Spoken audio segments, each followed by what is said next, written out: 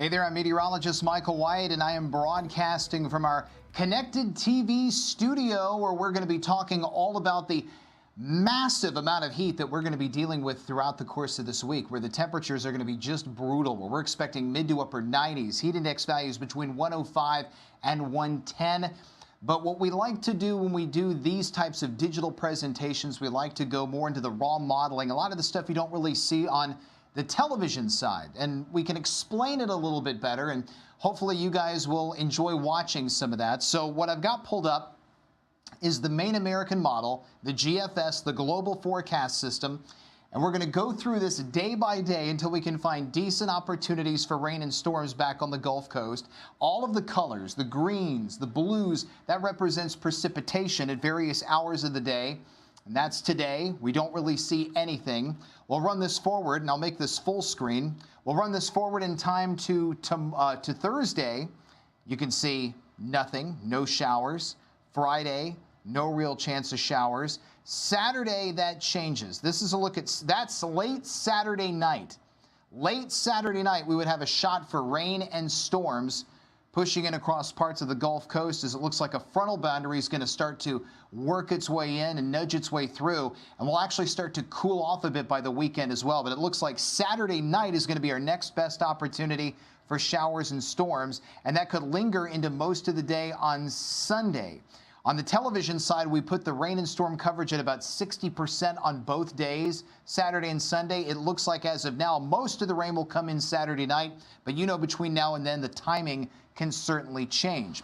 Let's rewind this back, and we're going to check out the upper levels of the atmosphere. We want to see how things look at 18,000 feet off the ground, because we have a heat dome over us, and that is a big issue on the Gulf Coast, because that is what's making the temperatures so hot. What you see is the winds at 18,000 feet off the ground.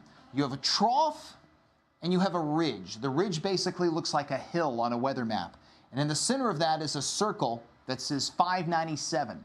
That is the location of the upper high. That is the location of the heat dome. And everything inside that circle is going to see incredibly hot temperatures. So that includes parts of Arizona. That includes New Mexico, Texas, Colorado, Oklahoma. We'll be dealing with some massively hot weather. We continue to march forward in time, and we'll take you to tomorrow, and you can see tomorrow, same deal. Massively hot weather across parts of the southwestern United States, but that ridge, that 597 circle, actually extends as far east as Mississippi, and if you look really close, you can even see a 600 circle, which you rarely ever see, and that pops up over parts of New Mexico tomorrow. So brutal heat is going to continue in that section of the country, but the ridge starts to include parts of the Gulf Coast. We'll go forward in time, and you can see by the time we get to Thursday afternoon, the ridge starts to retreat a bit. There's your 597 high. It includes parts of Arizona, New Mexico, and Texas again, but a trough starts to carve out over parts of the northeastern U.S., and that is what's going to start to win the battle over time. Notice as we run into Friday and Saturday, we start to see the ridge building across parts of Wisconsin, parts of Michigan, and then by the time we actually get to the weekend, that trough is pretty well carved out, and you pretty much have the ridge trough pattern where you have hot, dry weather across parts of the western United States, and then you'd have cooler, wetter weather slipping in across parts of the eastern United States. And that's also part of the reason why Saturday night, it looks like we're going to have our next best opportunity for rain and storms. But what's the breakdown on the temperatures? Well, the temperatures are going to look like this.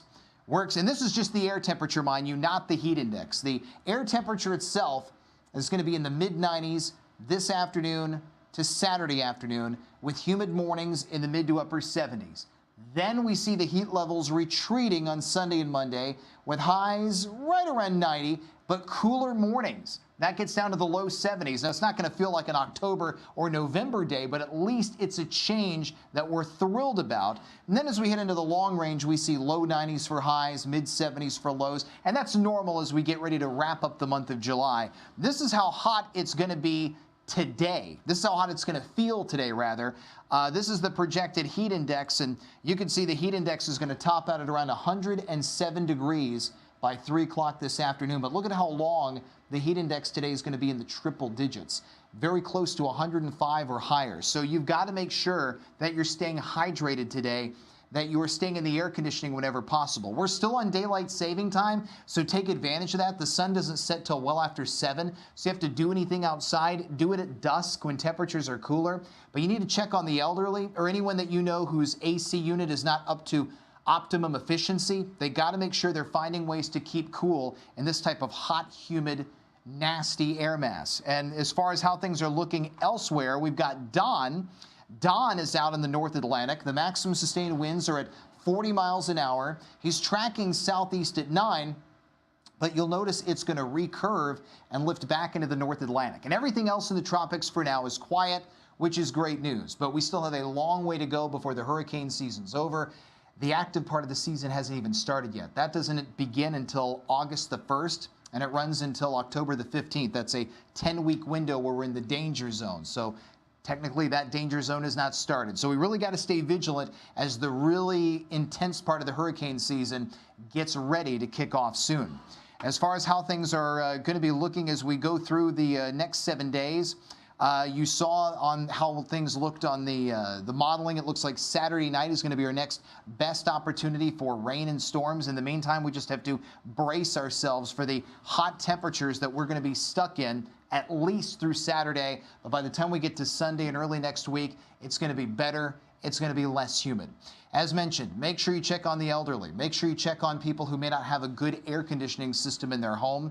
I appreciate you watching this video discussion in our connected TV studio. Don't forget, another episode of Next Weather is going to air on our digital channel tonight. That's going to begin at 6 o'clock. And you're going to have Matt Barentine and Jason Smith with more weather updates on regular TV on Fox 10 television at 4 and 5 later this afternoon. And I will be back on Good Day Gulf Coast. Actually, you'll see me tonight on Next Weather. I'm going to be doing something for that, and then you'll see me on Good Day Gulf Coast tomorrow. Have a wonderful rest of your Tuesday. Please stay cool out there, and I'll see you bright and early tomorrow morning. Have a good day.